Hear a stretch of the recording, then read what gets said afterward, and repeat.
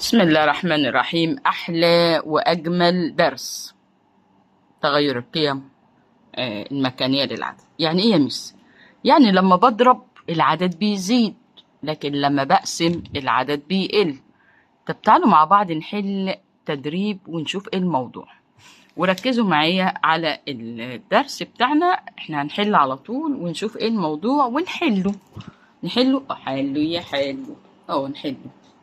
بصوا معايا، 6.5 في 10. يعني هنا أنا عندي 0 مع 10.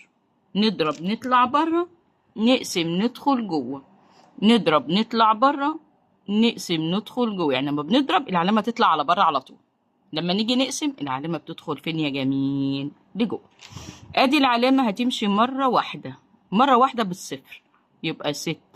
ادي 5 ده وقعت يا ميس. ايوه، ملهاش مكان خلاص، مفيش حد يسندها. بقت 65. يعني الستة هنا في مكانها ايه؟ في الآحاد، والخمسة مكانها في جزء من 10. طب تعالى نكتب 65. ادي الخمس وادي ال60. الخمسة اتنقلت من الجزء من 10، بقت فين؟ في الآحاد. والستة اتنقلت دخلت خانة العشرات. يعني الستة بدل ما هي 6 بقت 60. كده احنا عملنا ايه؟ العدد زاد ولا قل؟ لا زاد يا مس. يبقى أول حاجة قيمة العدد بتزيد. طيب قيمة الرقم 6. قيمة الرقم 6 مقليش مكاني. يعني الستة هنا بكام يا ولاد؟ في الأول ب6. زادت راحت العشرات لما اتضربت بقت كام؟ 60. طب والخمسة؟ الخمسة موجودة في جزء من 10 اهي. لما ضربنا راحت خانة ايه؟ الآحاد، بقت ب5.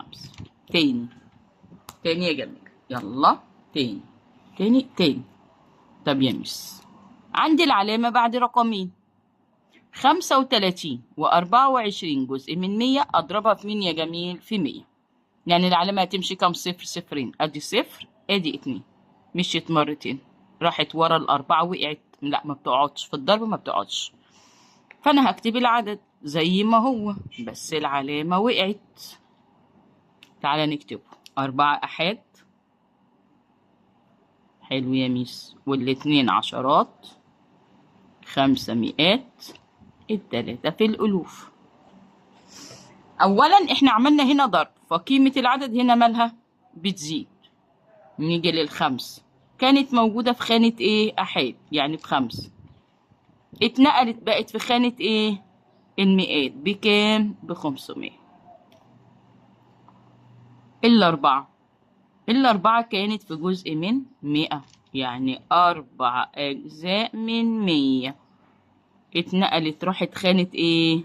الاحاد، بقت ب4. ده كده الضرب يا ولاد. احنا هنحل عليه تدريبات كتير بس نركز مع بعض. يا ولاد مع بعض. طيب اسمه. لا الاسم يا ميس بتقل عشان العدد بيتقسم بيقل. طب احنا ما عندناش علامة عشان نحركها. طب انا هفكرك بحاجة.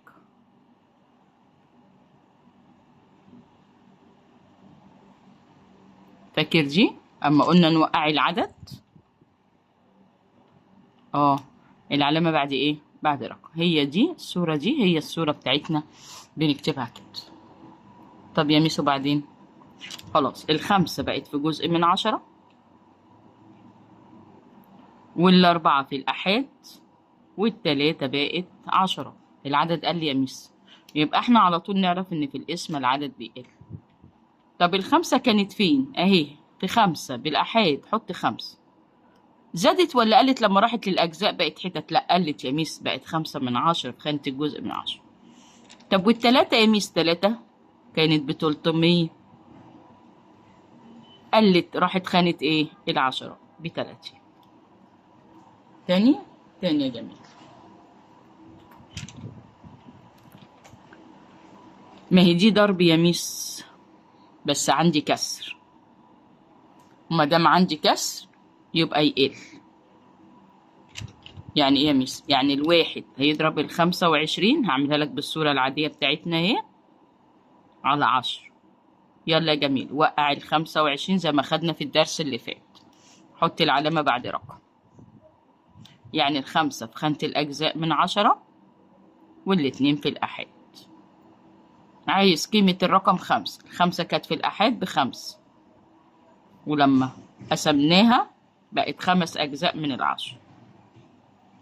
طب والاتنين يا مس؟ الاتنين كانت في العشرات ب20،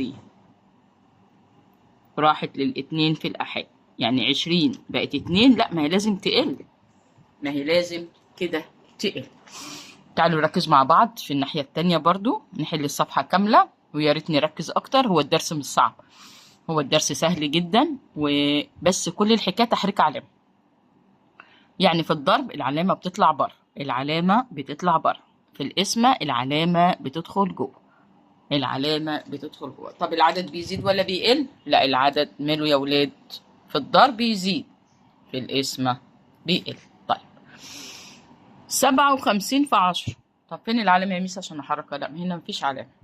بس أنت فاكر لما بنضرب 5 في 10 50، 6 في 10 60، فأنا هضرب الصفر هينزل عادي مع العدد أهو. 570. 570 يعني صفر آحاد، 7 عشرات، 5 مئات، واحنا المفروض ضرب يبقى بيزيد. تعال نشوف الرقم 5. الرقم 5 كان في العشرات بكام يا بابا؟ ب50، راح ضربنا بقى 500. خانة المئات غيرت الخانة على طول. طب قيمة الرقم 7، السبعة في الآحاد ب7، اتضربت في العشرة بقت بكام؟ دخلت عشرات بقت 70. تاني هضرب في 10، ننزل الصفر وننزل العدد جنبيه، زي 5 في 10، 6 في 10، 7 في 10. مش عشان 148 واتكلمنا عن العلامة نبص نلاقي نفسنا غلطانين.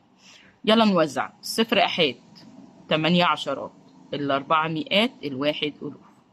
طب انت دلوقتي ضرب يبقى بيزيد. طب قيمة الرقم 8، ال8 هنا يا ولاد آحاد، لما ضربنا في 10 اتغير مكانها، بقت في العشرات ب80. طب قيمة الرقم 1، الواحد هنا في المئات يعني ب100، لما اتضرب بقى في أحد الألوف يعني ب1000. طيب نركز تاني،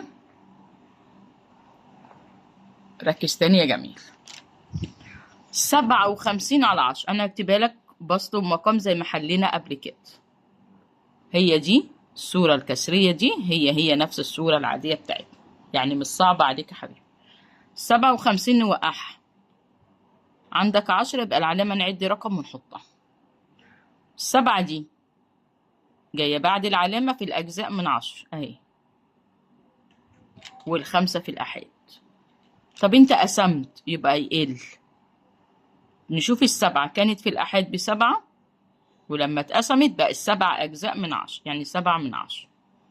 طب والخمسة يا ميس؟ الخمسة كانت موجودة في العشرات ب50، لما اتقسمت راحت الآحاد ب5. هسيب لك دي كده يا جميل الواجب. هوم دي كده واجب، لو عرفت تحلها تمام، ما عرفتش تحلها اكتب في التعليقات، وانا اول الحلقه الجايه ان شاء الله هتلاقيني عاملاها لك حلنا كده. ده شرح الدرس القيمه المكانيه. ده كده الدرس التاني، الوحده الاولى لسنه 5. لايك وشير عشان يوصل لك كل جديد في تغير القيم سواء بالضرب او بالاسم. في الضرب بيزيد، في الاسم بتقل. بس لو هضرب في كسر لا، كده بقى بيقل. هضرب في كسر يبقى العدد عندي بيقل، عدد عشري او عدد عادي. شكرا.